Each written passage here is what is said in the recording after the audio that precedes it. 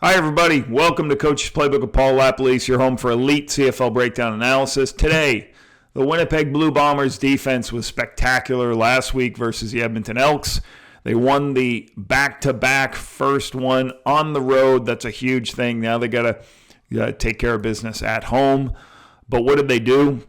I'll tell you what. Total passing for both quarterbacks, 15 to 27, 56% completion, 179 yards, 2 interceptions. They had 6 total takeaways on the day. They did a combination of things, but the biggest thing they did is they like to play coverage. So they played their match coverage to a T. I've got a link of what match coverage is so you can learn some more about what we we broke down earlier in the year, what match coverage is. But spying the quarterback, having a bunch of receivers being covered down by multiple players worked very well for them. And certainly spying Trey Ford, not allowing him to get loose, was part of their game plan. So it'll be interesting to see how the adjustments for the Elks are. Let's open the playbook on Winnipeg's defense versus the Edmonton Elks.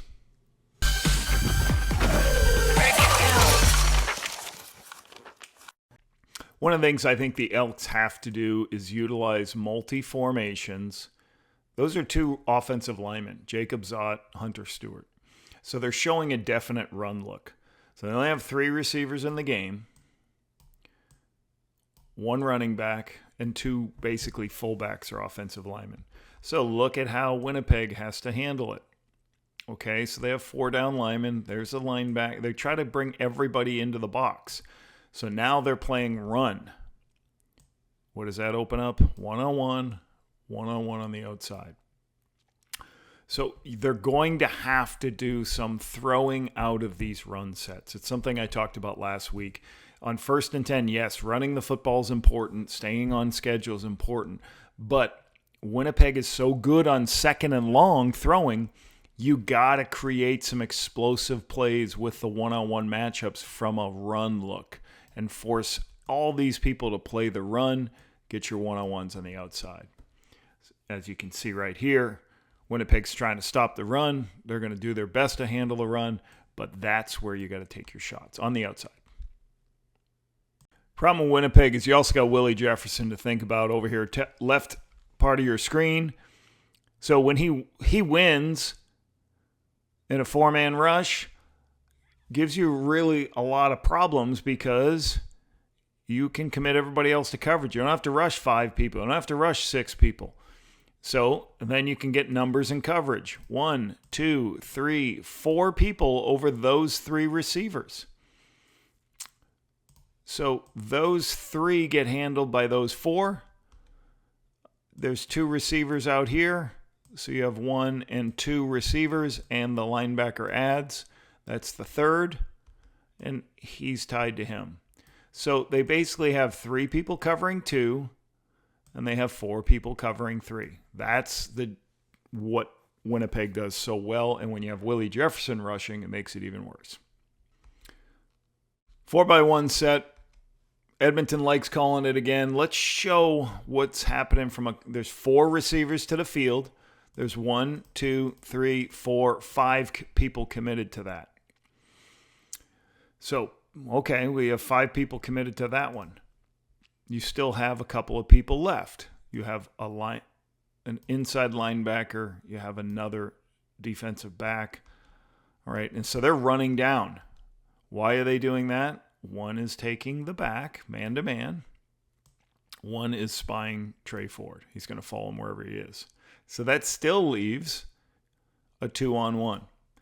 So everybody, that's what this defense is built on. We've got an overload here. We have an overload there. But there is a little bit of one-on-one opportunities on this outside. That's got to be able to hit some of those if they're a little bit deeper. They try to take this shot, but they can't get it.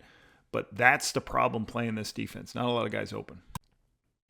Match versus a 3x2. Let's go over a couple of things here. What does that mean? It means there's 3 receivers here. There's 2 receivers there. How do you handle it? He's what's called the first waller. He's going to take the first route of those 2 that goes under. He's over the top. He's over the top. and they're just kind of sorting out how the routes develop, stay to the boundary here. So he's walling anything coming inside, and if he goes high, he's just going to stay waiting for one of these two receivers to come inside. Otherwise, he'll just stay on the vertical. He's locked on that vertical, and he's playing over the top. So if you look in this picture, that turns into a one-on-one, and he's over the top of that. But there's nobody open right here, and they have a helper. Go to the field. It's pretty much the same thing. This player, he's taking the first inside runner. Anybody comes in there, he's taking it.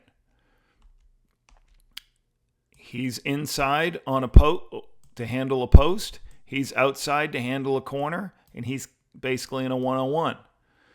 So they're taking all the closest throws to the quarterback away. Well, you say there's still two people left. Who are they responsible for? He's responsible for man-to-man on the back. He's responsible man-to-man on Trey Ford. So Trey goes to the check down, which has a man player right there. The ball goes up in the air, and then there's that great interception diving by Winnipeg. I like this throw on the outside. You got a one-on-one situation. Don't worry about the match coverage being outnumbered. Here's the one-on-one situation. Problem is, this is 2nd and 17, so they got backed up on the sticks to get a nice completion, and that's to the one-on-one. When isn't it a one-on-one? When he breaks in, because you'll have help here. So he is on a one-on-one on the outside. Now look over here. You've got 1, 2, 3, 4, 5 people over the 4 players there. So again, this is what you call teams play match coverage, where they're going to figure out what the routes are and attach, but they have numbers. He's right there for this post they're trying to hit. They have 2 people over the top of this one. They have somebody on the outside, so they really blanket that area of the field and don't give them a lot of throws. So also look at this. The back is man-to-man with the linebacker, and watch the spy. He is not going to let Trey Ford run in any way, shape, or form. The Elks really like this 4x1 set. Interesting what happens here. They did not like getting hit over the top on the deep comeback, so watch how they played the boundary now. They changed it up this time to 4x1. Now they have a low player and a high player over the top. The previous play, the low player was in there, and the corner was the high player. Now they've changed it. Why? So they can jam him and prevent the throw downfield. So they have a 2-on-1, just like they did before, but they align differently. Very smart. Now over here, you still have 4 receivers. And again, you just have enough numbers, 1, 2, 3, 4. There's your 5th guy to handle whatever shows. What are they trying to do? They're trying to hit a post in the middle of the field. Trying to hit this post right there. He's going through to cancel, but they got a guy sitting right in the zone. They got a guy outside it. He's attached to that. He's inside of that. Well, maybe we've got another answer to get the ball to the back. The back is man-to-man, and there's our spy. Now, this is a little different. Something happens here. Whether they switch this and they did it by choice, he ended up taking the back, and then he actually pressured the quarterback. Now, watch what happens. This is one of the few times Trey scrambles. So don't chase him. Just let him go. But you can see the adjustment that the Bombers made to their 4x1 set is by going, okay, we're going to jam this guy. So we got the 2-on-1, so it's a little bit better for them. Now it's basically he's underneath it. He's over the top of it. This is what I like that the Elks did in the game. Offensive lineman. So there's only 3 receivers in the game right now. So they're going to max protect. They're going to get everybody up to play the run. That safety will be thinking about run. And then what do we get? A flea flicker. So now eyes are poor. He's trying to recover. You got one-on-ones. And they get behind the defense. Nice catch for the touchdown. So this is how they can get help. O-lineman, play extra people, make them play run, and then throw it up on the outside. Make your plays. Sometimes when a quarterback holds the ball, you're like, why is he holding it so long? Why isn't he throwing it? He can't recognize defense. Sometimes they can recognize defense. Trey Ford knows what's happening. There's nobody open. Let's go through it. He's going to run a corner route. He's going to run across the formation, and he's trying to take the low player. I've called this guy the low player, and then he's going to try to run up into this space. But when he does that, look at here. You have two people right there. You have somebody underneath them, somebody over the top of them ready to take that.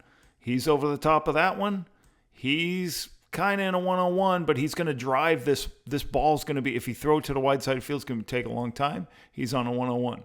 So you got everybody covered. And man-to-man on the back, and there's the spy on Trey. And as Trey goes to run, he immediately sees Trey running, leaves the back. There's the second spy. That's why he had so much trouble finding people open, because there was nobody open. Trying to show a run look, a little bit of play action pass, leak one of your tight end out, which is Jacob Zott, one of your offensive linemen. But Trey can't, just doesn't recognize the linebacker sitting there, is able to jump underneath it, get the interception. So I thought this Winnipeg defense was spectacular in this game. Here, there's Jacob Zott. He's going to be dragging across, but you got to keep your eyes to the underneath coverage. Nice interception. So hats off to the Winnipeg defense. That did a spectacular job. Can they do it 2 weeks in a row? That'll be the challenge for them.